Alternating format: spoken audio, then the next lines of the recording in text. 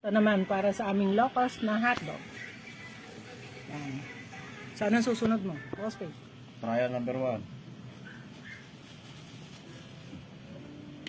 Okay.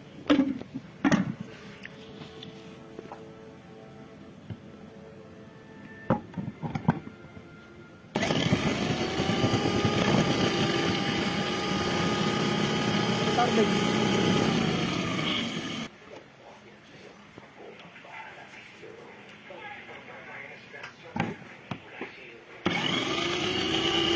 Great.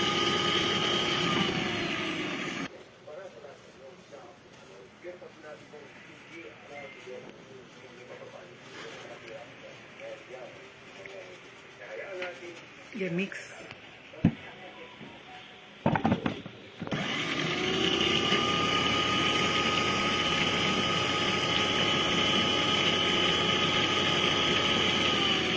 Ice.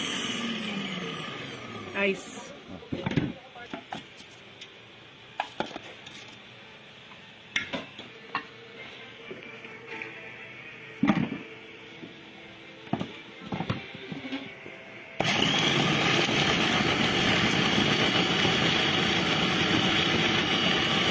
Kasi ang fat, ang isolate para sa fat. Para i-bind niya yung fat.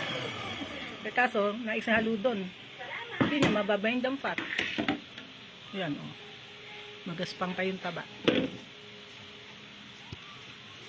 Sige pa, magaspang pa yung taba. Sige, bababa ko.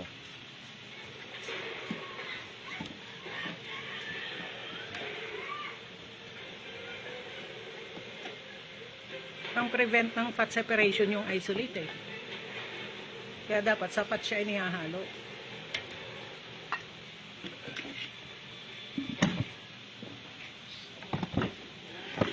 Spices lang mga pwede paghalito.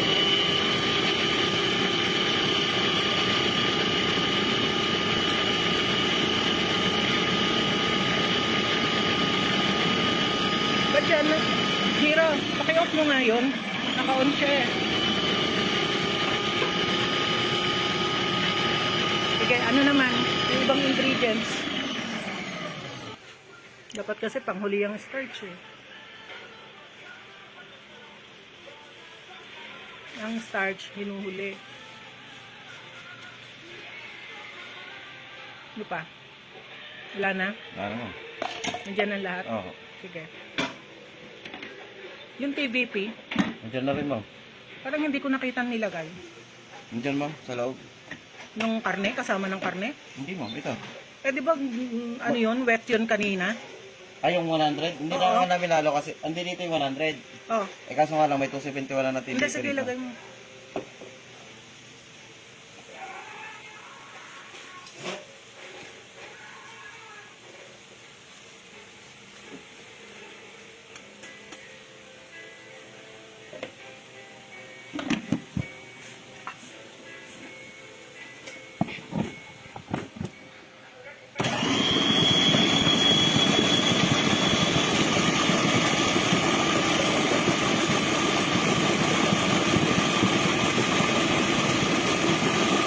Huwag nyo ihahalo yung isolate pag di ko sinabi ha.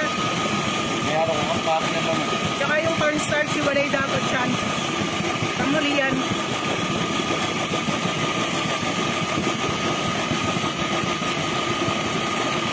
Check mo nga, IT.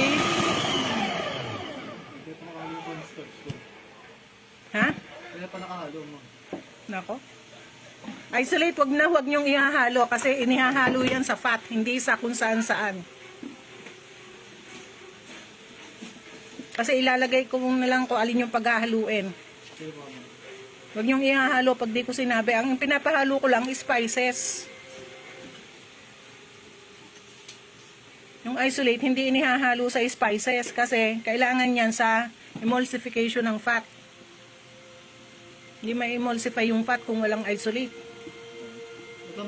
Mangyayari niyan, oh, magpa-fat sep yan. Tignan mo, nakahiwalay yung taba.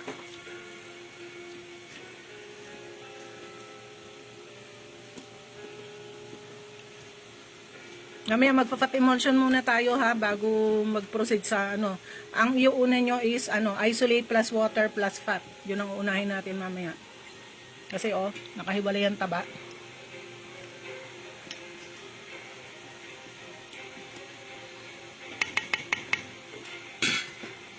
Gaspang pa.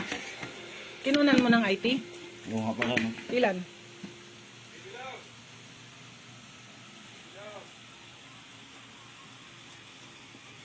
Kung makita.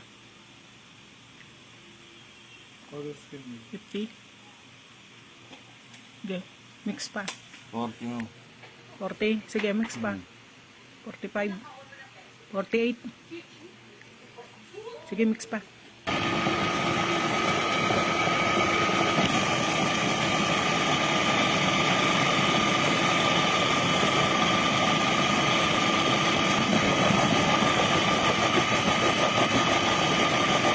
Ganon.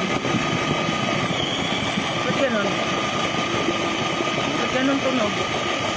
Kung ano, mag-click na ba? Ayun.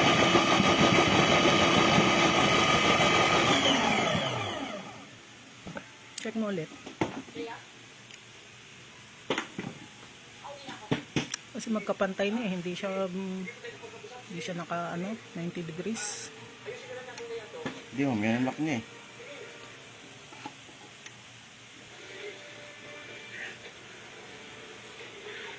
Dapat 90 degrees eh.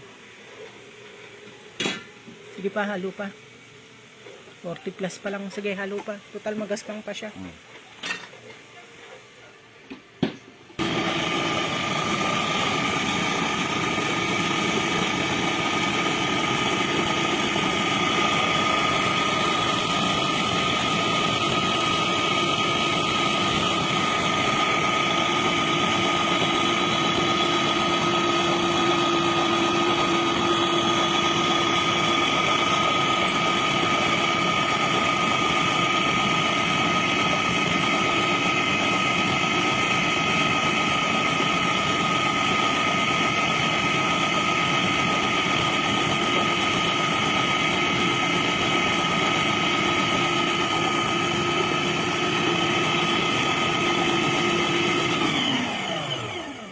Yung mga labels ba yung ginawa mo kanina?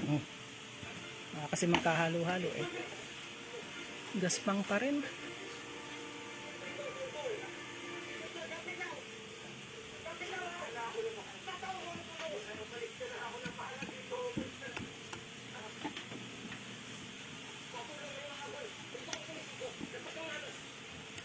Yung ilalim nga halukayin mo nga. Parang nabaligtad. Black pepper.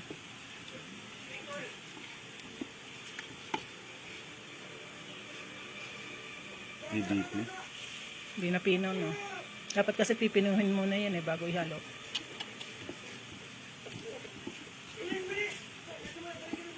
May TBP yan, di ba? Nilagay mo na sa tubig. Ilagay mo sa tubig, tapos pinuhin mo dun sa isang maliit na food processor. Ilagay mo sa tubig, tapos pinuhin mo dun sa maliit na food processor, ay mapino dito. O, pinuhin mo dun. Ulitin natin ito mga sa ano? Sa, doon o, sa ano? Sa maliit. Ayun, ma'am, yung ang tawag doon. May matalas. Oo. Wala, hindi na pipino, oh. Buo pa rin yung ano. Kaya nga. Kaya yung TBP bago ihalo, dapat pinuhin na dun sa maliit na food processor. Dun sa kulay pink.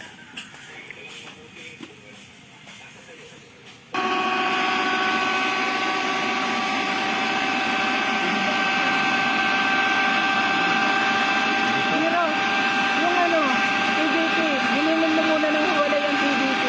Dun sa kulay pink. Dun sa kulay pink. Para hindi kami magtagal dito ng pagpino ng TBP.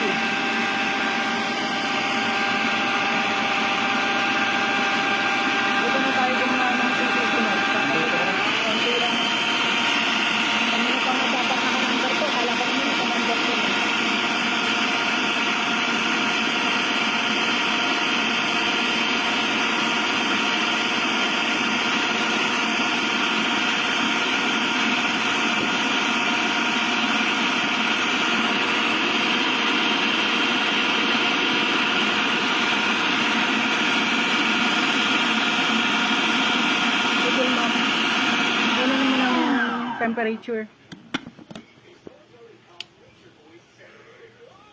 Ilan?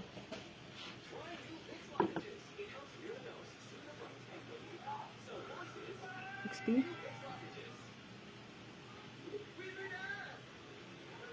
60. Sige, pinuhin mo pa. 61 ma'am.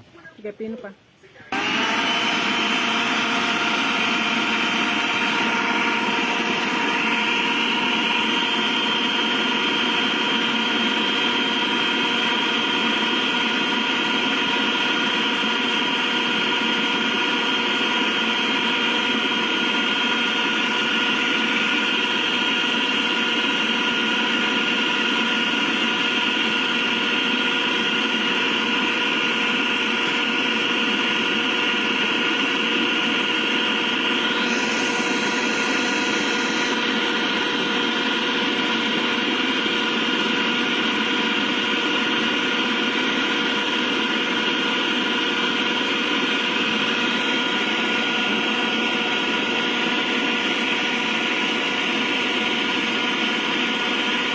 Kung meron sana malaki niyan, mas maganda kasi kitang-kita mo nangyayari. Tapos automatic pa. Asan? Water, TVC. 1.003. Gumawas ka ng ano, 9 grams na tubig. 9 grams na tubig. 27. Ay, dyan nga ba? 3 times 3. 9.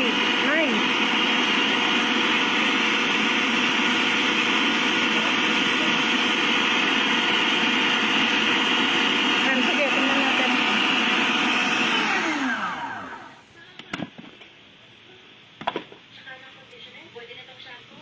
Kasi mas mabilis pa second speed nito kaysa dun eh.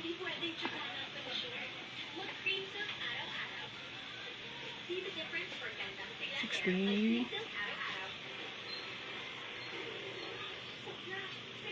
62. 62. Sige, pinuhin mo pa. Pwede pa. Tapos sa rep. Sa freezer. Ano yung isolate? Ah.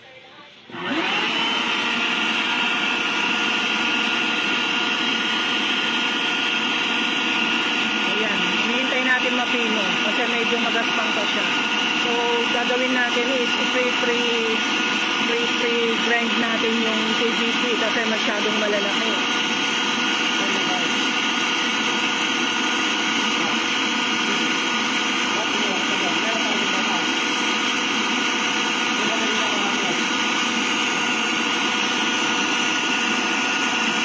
Okay na to, Mars.